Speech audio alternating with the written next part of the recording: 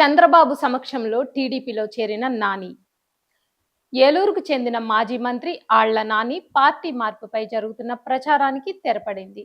గురువారం ఉండవల్లికి వెళ్లిన ఆళ్ల నాని ఆంధ్రప్రదేశ్ ముఖ్యమంత్రి, తెలుగుదేశం పార్టీ అధినేత చంద్రబాబు నాయుడు సమక్షంలో టీడీపీ తీర్థం పుచ్చుకున్నారు. నానికి చంద్రబాబు టీడీపీ కండువా కప్పి పార్టీలోకి ఆహ్వానించారు.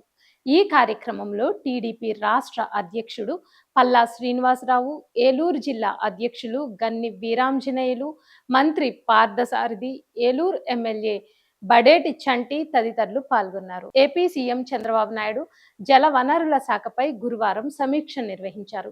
పోలవరంతో పాటు పలు ప్రాజెక్టుల పనులపై ఆరా తీశారు. నిర్దేశించుకున్న లక్ష్యాలకు అనుగుణంగా పనులు జరగకపోతే అధికారులు, కాంట్రాక్టర్లు బాధ్యత వహించాల్సి ఉంటుందని తేల్చి చెప్పారు. అనుమతులు ఉండి నిధుల సమస్య లేని ప్రాజెక్టుల్లో జాప్యాన్ని సహించేది లేదన్నారు.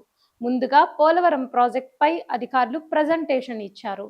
మొత్తం 1379 మీటర్ల డయాఫ్రమ్ వాల్ నిర్మాణం జరగాల్సి ఉందని, జనవరి నెలలో ప్రారంభమైన డయాఫ్రమ్ వాల్ పనుల్లో ఇప్పటి వరకు 51 మీటర్లు పూర్తయిందని, ఇంకా 1328 మీటర్లు పూర్తి చేయాల్సి ఉందని అధికారులు వివరించారు. దీంతో ఇరిగేషన్ ప్రాజెక్ట్ పనులు వేగంగా జరగవలసిందేనని సీఎం చంద్రబాబు అధికారులకు స్పష్టం చేశారు. పోలవరం బనకచర్ల అనుసంధానంపై కార్పొరేషన్ ఏర్పాటు చేయాలని సూచించారు.